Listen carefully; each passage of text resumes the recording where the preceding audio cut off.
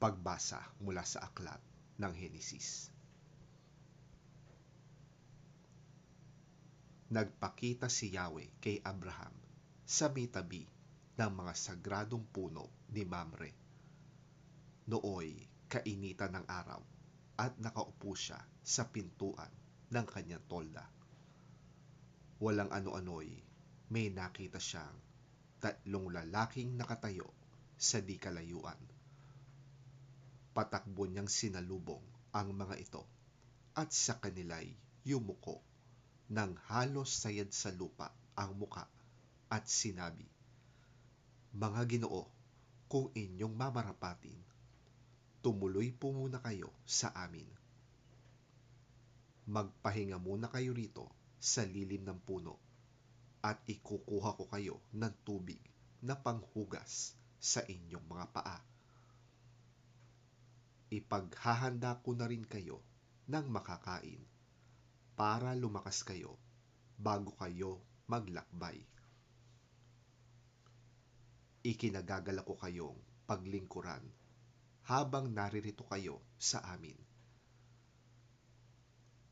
Sila'y tumugon, "Salamat, ikaw ang masusunod."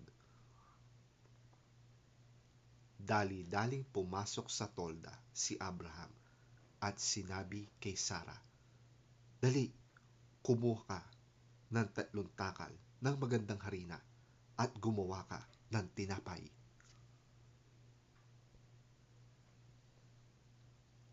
Pumili naman si Abraham ng isang matabang guya mula sa kawan at ipinaluto kaagad sa isang alipin. Kumuha rin siya ng keso at gatas kasama ang nilutong karne at inihain sa mga panauhin. Hindi siya lumalayo sa tabi ng mga panauhin habang kumakain ang mga ito. Tinanong nila si Abraham, "Nasaan ang asawa mong si Sarah?" "Naroon po sa tolda." Sagot naman niya.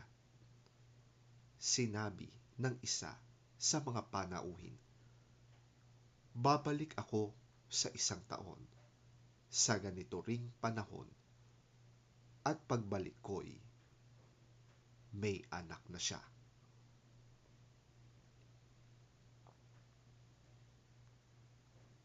Ang salita ng Diyos. Salamat sa Diyos.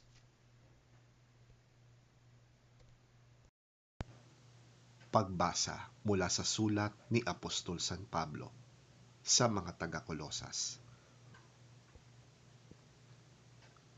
Nagagalak ako sa aking paghihirap alang-alang sa inyo, sapagkat sa pamamagitan nito'y na ipagpapatuloy ko ang paghihirap na kailangan pang gawin ni Kristo para sa iglesia na kanyang katawan. Ako'y naging lingkod nito nang piliin ako ng Diyos upang ipahayag sa inyo ang kanyang salita, ang hiwaga na sa mahabang panahon ay inilihim sa maraming salit-saling lahi, ngunit ngayon inihayag na sa kanyang mga pinili. Niloob ng Diyos na ihayag sa lahat ng mga hentil ang dakila at kamangha-manghang hiwagang ito na walang iba kundi si Kristo na nasa inyo. Siya ang ating pag-asa na tayo'y makakabahagi sa kaluwalhatian ng Diyos. Iyan ang dahilan kung bakit ipinapangaral namin si Kristo.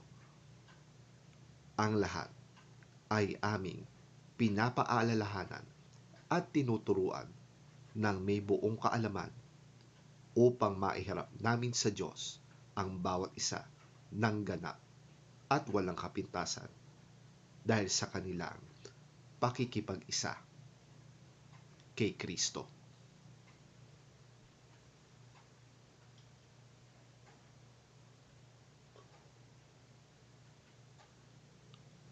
Ang salita ng Diyos. Salamat sa Diyos. Ang mabuting balita ng Panginoon ayon kay San Lucas. Papuri sa iyo, Panginoon. Si Jesus at ang kanyang mga alagad ay nagpatuloy sa kanilang paglalakbay at pumasok sa isang nayon. Malugod silang tinanggap sa tahanan ni na Marta at ng kapatid niyang si Maria. Naupo ito sa may paanan ng Panginoon upang makinig sa kanyang itinuturo. Si Marta naman ay abalang-abala sa paghahanda, kaya't lumapit siya kay Jesus at dumaing.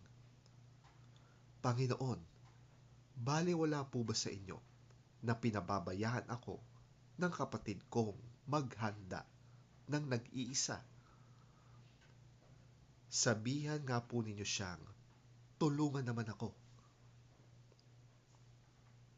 Ngunit sinabi ng Panginoon sa kanya, Marta, Marta, nababalisa ka at abalang-abala sa maraming bagay.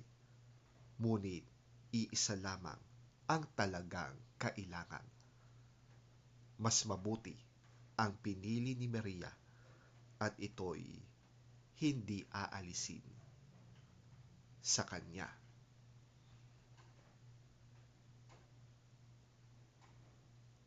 Ang mabuting balita ng ating Panginoon.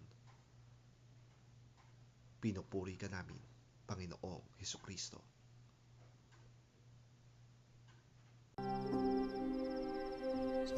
As Jesus and his disciples were on their way, he came to a village where a woman named Martha opened her home to him.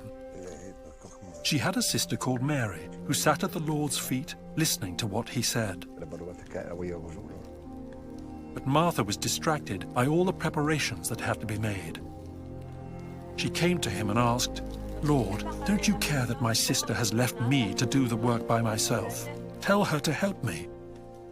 Martha, Martha, the Lord answered, you are worried and upset about many things, but few things are needed, or indeed only one. Mary has chosen what is better, and it will not be taken away from her.